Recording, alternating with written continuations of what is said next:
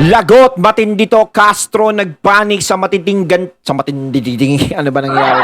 Sa matinding ganti ni VP Sara, umaksyon na VP Sara absuelto.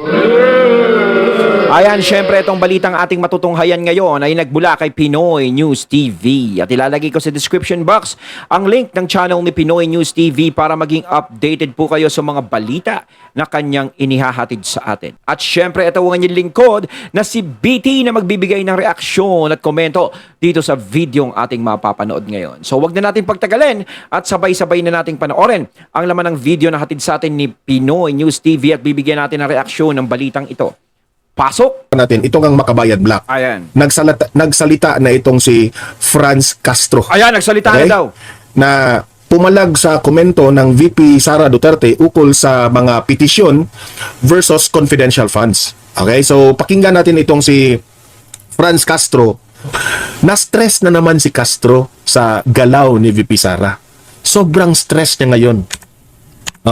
Alamin natin bakit stress itong si Castro. Okay? Siya lang naman yung gumagawa na i-stress niya sa sarili niya. Castro, pasok. Siyempre, unusual ito, no? Sa isang second highest. Unusual? O kayo yung unusual? Alam mo, Castro, bakit nagiging unusual? Lahat ng mga aligasyon ninyo, hindi naman ninyo napatunayan na guilty itong si VP Sara. Hindi nyo napatunayan. Marami kayong ginawa, pero hindi nyo napatunayan. Ngayon, itong si Vice President Sara Duterte, nag-request lang. Okay? Request o humingi na ipagpatuloy po itong mga kaso niya tungkol sa confidential funds. Kasi, if wala kayong ebidensya na magpapatunay na guilty siya dito, talagang madidismiss ito. Ngayon, stress na stress ka. Diba? Gumawa ka ng ebidensya. Nasaan ba ang mga ebidensya ninyo? Kasi kayo po ang nag-aakusa tungkol dito sa confidential funds. Kayo ang magpapatunay na may mali dito. Castro. Yan kasi ang hirap sa kanila eh. Akusa ng akusa, pero wala naman silang inilalabas na ebidensya. Napakahirap naman kasi yung dakdak lang tayo ng dakdak eh. Dapat lagyan mo ng pruweba eh.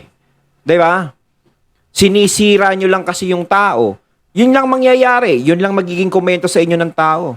Wala, sinisira lang si VP Sara nito. Kasi, nagbibintang ka eh. Nagsasalita ka sa kanyang ganun siya. Sige, kurakot yan. VP Sara, ganyan. Hindi dapat ganito niya. Kinukurakot lang niya. O nasaan na yung ebidensya na nangungurakot siya, na ginastos niya yung pera ng ganito, ganyan, ginastos niya walang kakapararakang bagay. Dapat ganun eh. Sa korte nga eh, bago ka magbintang, kailangan may kompletong ebidensya ka eh. 'Di ba? May testigo ka, may ebidensya ka talagang ilalatag doon. Kasi kapag wala kang ebidensya, hindi magiging matibay yan. Mananatiling hearsay lang yan, mananatiling pagbibintang lang yan.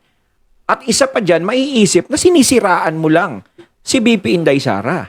Ganun yun eh. Kaya bago magbintang, ebidensya muna. Diba? Diba? Position ng leader ng ating bansa, si Vice President, para mag-request sa Supreme Court na ibasura or i-dismiss. It's not natural. Natural yan, Castro, na mabasura kasi walang walang katuturan. Kasi kung pamumulitika itong galawan na ito, yung akusa nyo, wala talaga. Matutuklasan talaga yung mga bagay na ito sa korte. Kasi parang ganito lang yan. May nakita, may nabalitaan kang krimen. May pinaslang doon sa gantong lugar. Tapos, maghihinala ka, uy, si ano yung gumawa niyan? Diba? Si ano siguro gumawa niyan? Diba? Kasi, nag-away sila nung nakaraan eh.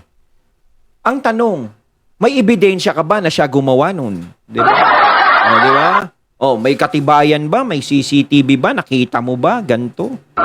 Ay, hindi po. Hindi ko nakita eh. Pero alam ko, nag-away ang dalawang yan. Kaaway sila. Halos nagsagutan, nagmurahan sila eh. Malay mo, diba? Iba gumawa nun. Parang ganyan lang yung ginagawa mo eh. Diba? Parang hearsay. May nabalitaan ka siguro. Kinukurakot na siguro ni VP Sara yung pera. Ay, talaga? Ay, reklamo ko yan. Kasi sabi ng may nagsabi sa akin, may bumulong sa akin. Diba, bago ka magbintang, kailangan muna, mag-ebidensya ka muna kasi talagang ibabasura ng korte yan, ibabasura yan. Mag-aaksaya lang kayo ng panahon dyan. Alam nga naman pakinggan na pakinggan yung sinasabi mo, sinasabi mo, madali mo lang imbentuhin eh. Diba? Kung meron kang gustong idiing tao, pwede mo idiin kung salita-salita lang eh. Diba? Pero hihingi ng korte yan, nasaan yung ebidensya mo na nagdidiin dun sa taong yon? Hihingin yun. Eh di kung tinitignan ng korte yung ganyan, na kahit walang ebidensya, pwede ka mandiin ng tao, eh dami na nakakulong ngayon.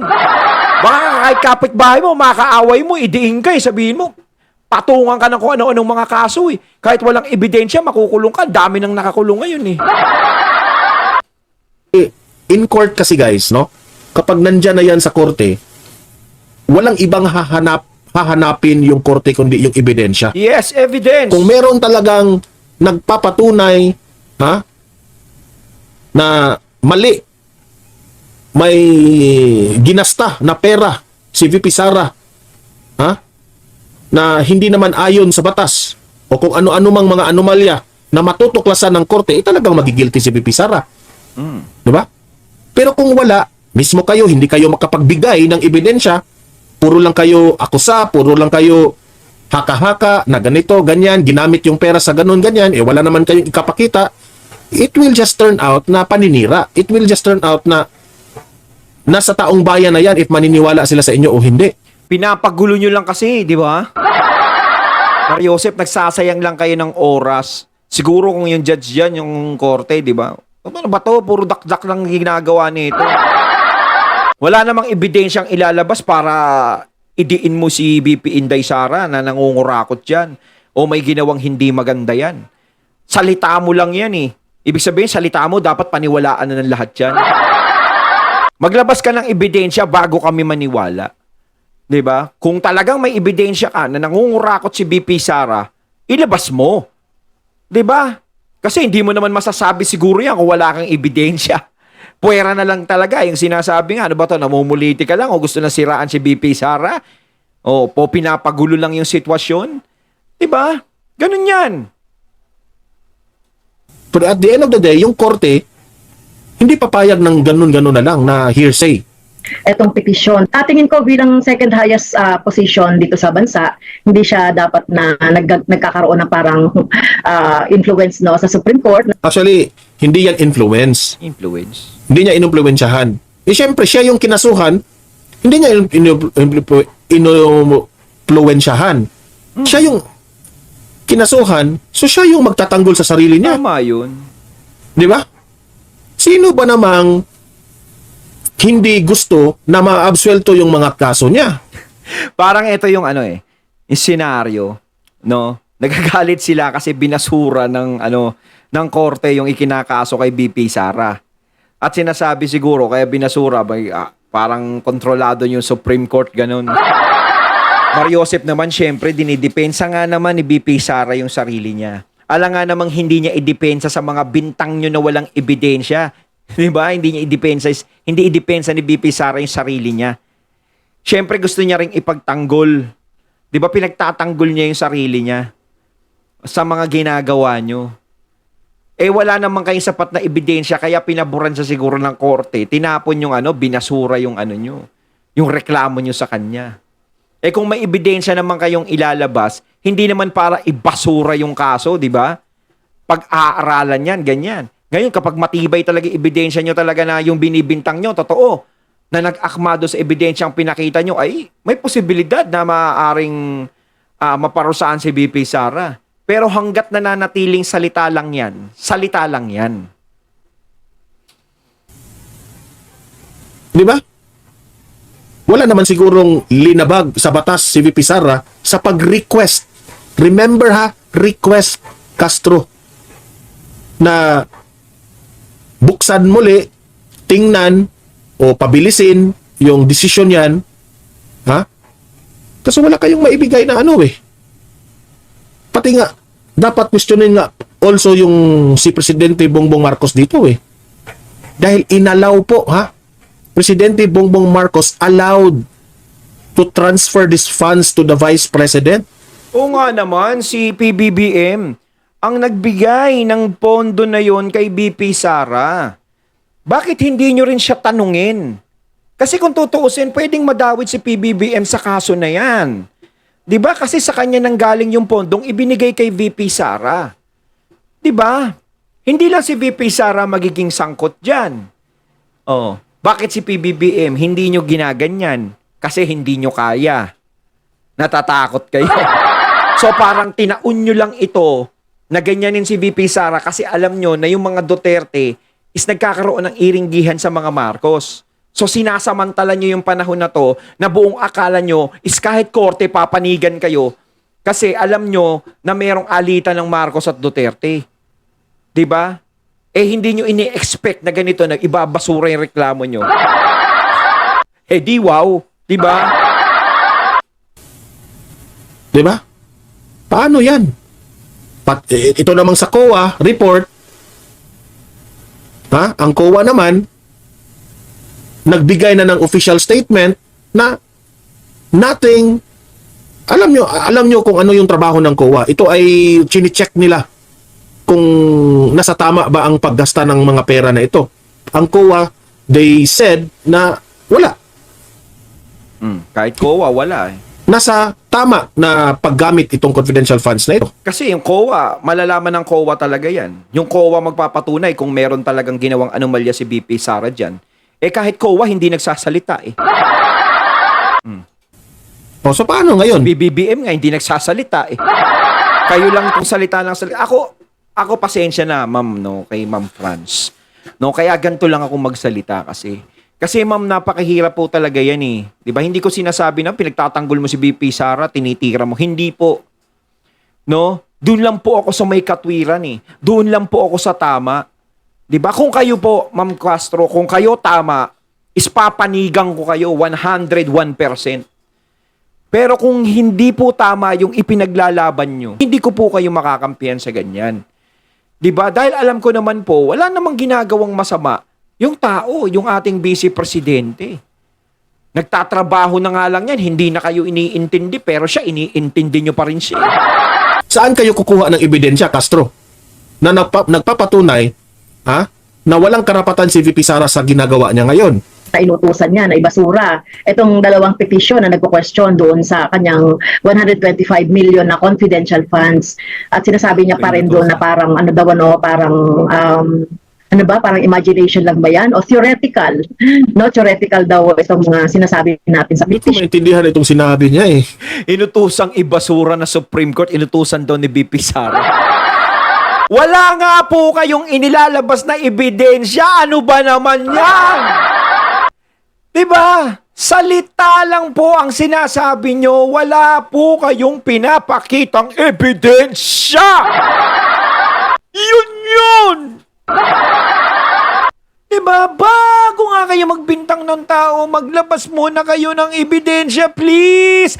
Kung gusto nyong tumakbo yung kaso na yan, kung gusto nyong may puntahan yan. Diba? Paniniwalaan ba ng korte yung salita o kwento lang po natin? Hindi po, dahil kung yan lang ang pinaniniwalaan ng korte, sinasabi ko nga marami ng taong nakakulong ngayon. Madali nang magpakulong ng tao ngayon kung puro salita lang ang papakinggan ng korte. 'Di ba? Gagawa ka lang ng... Alam mo, ikaw yung magpapatunay. Castro, patunayan mo na may ginawa siyang mali. Tropa ba kayo? O kasama ka niya nung binigay yung pondo o ginastos niya yung pondo, nandun ka ba? Tropa ka ba? Kasama ka, pag kasama ka, dawit ka rin. Ganon yun eh. Diba? Paano mo nalaman? Paano mo napatunayan na may anomalyang ginawa si BP Sarang ganon? Pwede ba naming malaman? Ikwento mo nga sa amin, paano mo napatunayan? Sino nagsabi? May video ba? May nakunan ba ng litrato? 'Di ba? Nasaan? Where is the love? Yun ang pulot dulo doon. Si BP Sara, humihingi, nag-request yan na ibasura na ito kasi hindi kayo kayong mga nag-aakusa, hindi kayo makapagpatunay na siya ay merong kasalanan. Oo. You give evidence. Request, Yun. no? Request. na gusto. So we beg to disagree in due respect to her. So malinaw, no? Malinaw sa konstitusyon na, ayan nga, sinabi nga natin dun sa petition natin. Dalawa kasi yung kinestyon natin dun sa petition, yung release and disbursement ng confidential funds noong 2022 at saka yung kapag ito ay nadeklara ng Supreme Court na unconstitutional, dapat maibalik itong 125 million. Hindi theoretical.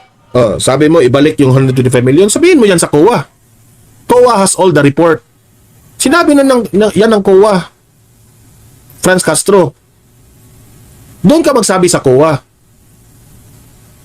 Ano ba talaga ang nandyan sa 125 million na gusto nyo talagang lagyan ng malis, issue, mga questions dyan? Hindi si VP Sara ang ididiin nyo yan. Marami nga mas malalaking pondo na mas malaki pa sa 125 million, hindi mo kinu-question eh. Dapat maging fair ka. Meron nga 'di ba na merong malaking pondo, hindi alam kung saan napupunta.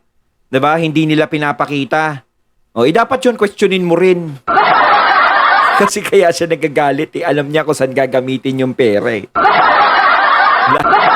Ayun yung sinasabi ng karamihan, no? Yung nalalaman nating balita.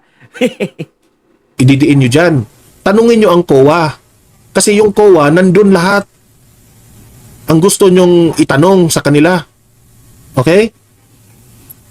Ang tanong, alam mo ba ang tungkol sa COA, Franz Castro? Pero kung magpapamedia ka, VP Sara, VP Sara, VP Sara. Oh. Para propaganda, kasi alam nyo naman, no, itong si That's My Boy official, ito yung mga mababaw ang isip. Ito yung mga katulad na mga viewers na mauuto mo, Castro. O si That's My Boy official. Ito, yan kasi kahit walang katuturan ang mga pinagsasabi mo, meron pa ring maniniwala kagaya nitong si That's My Boy official. O. Yan kasi ang layunin nyo. Alam niyo sa totoo lang, lahat ng ito, 'di ba? Sa takot lang talaga nila na manalo si BP Sara sa 2028. O marami nga nagsasabi hindi daw mananalo si BP Sara o hindi pa ba kayo nagiging kampante? Tsaka hindi niyo ba naman alam kung tatakbo si BP Sarang presidente? Alam niyo doon sila na natatakot eh. Kaya hanggat maaari, lahat ng maibibintang mo kay BP Sara sa mga Duterte nga naman, is ibintang mo na hanggat maaga pa. Kasi kung 2027, doon ka kikilos, ay baka huli na ang lahat. 'Di ba? Natatakot kayo kasi baka masagasaan kayo. Baka mabalikan kayo. Yun eh. Kaya itong panahon na to is talagang puspusan yung ginagawa ninyo. Alam nyo, ma'am, kung tayo na lang po ay nagtrabaho, kung naglingkod na lang po tayo sa tao at hindi na natin pinakailaman yung mga Duterte, kahit si VP Sara pinabayaan nyo na lang magtrabaho, bahala siya sa buhay niya. Ganito na lang. Kung ano yung ginagawa niya, basta tayo magtrabaho, maglingkod tayo sa tao.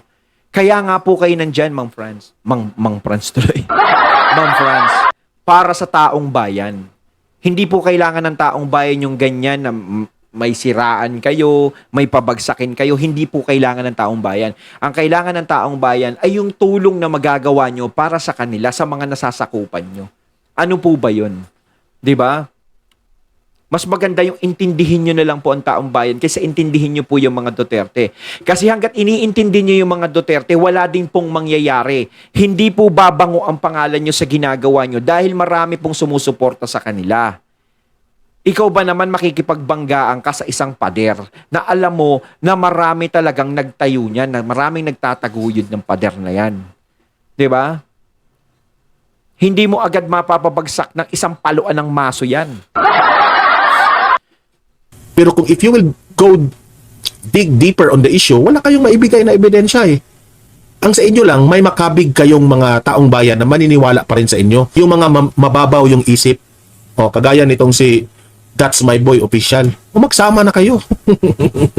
Mga dilawan kasi eh. Article ito, may mga dokumento tayo. In fact, inamin niya mismo sa Office of the Vice President na nag-request sila at merong during the budget hearing, no, merong ibinigay na request letter ang OBP kasi hiningi yan ni hiningi yan ni Representative Ang hirap dito kay Castro, ang tanong ko dito, papaniwalaan pa ba ito ng taong bayan? Yan ang malaking tanong. Kasi yung Since day one nga, hindi napapaniwala.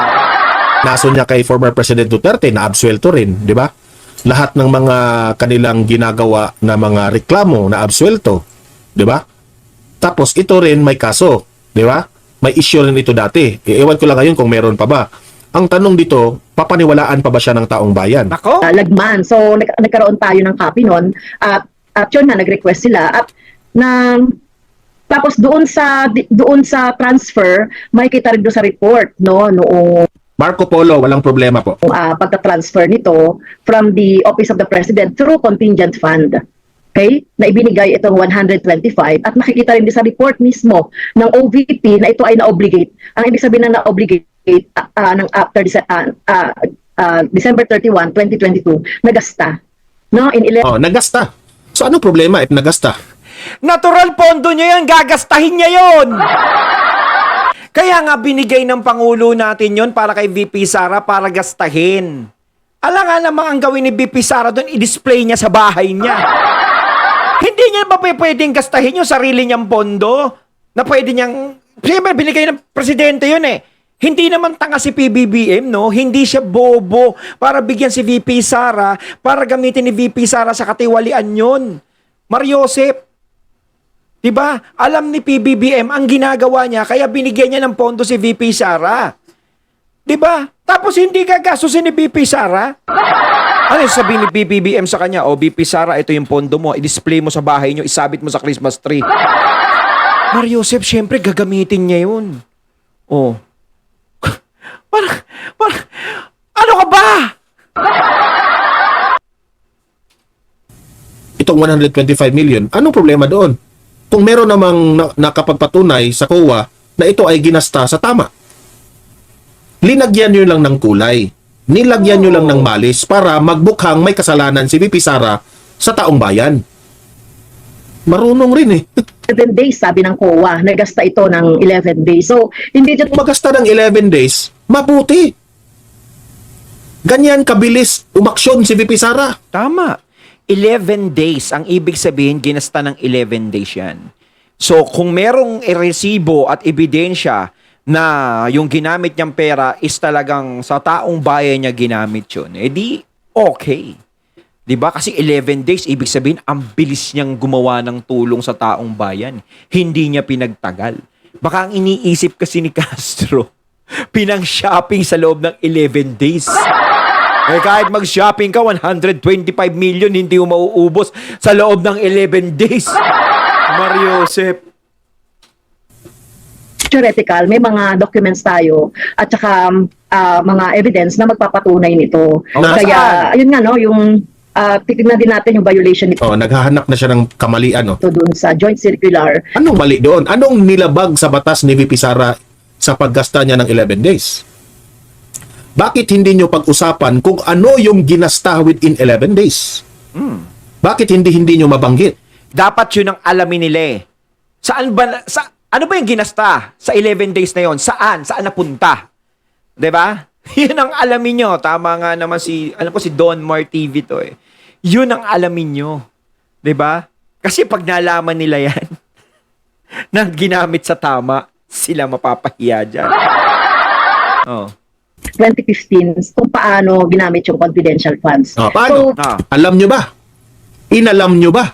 Mm. Paano ginamit ang confidential funds? Saan ito nagasta? Alam nyo ba? Inalam nyo ba? Binanggit Ayun. nyo ba sa media? Dapat banggitin Kasi nyo. as far as I know, hindi nyo binanggit.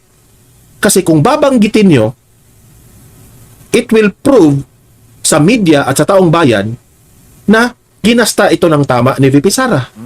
Bakit ang mga pautot ninyo ginasta ng 11 days? Ginasta ng 11 days. Sige, Hindi nila sinasabi kung bakit ginasta, kung saan ginasta.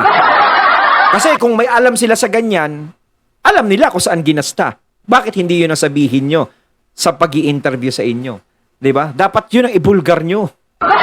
mukha ng may kasalanan si VP Sara for spending that for 11 days. Pero ang tanong ngayon, ano ang nilabag ni VP Sara sa paggasta ng 11 days. Nakasaad ba yan sa batas?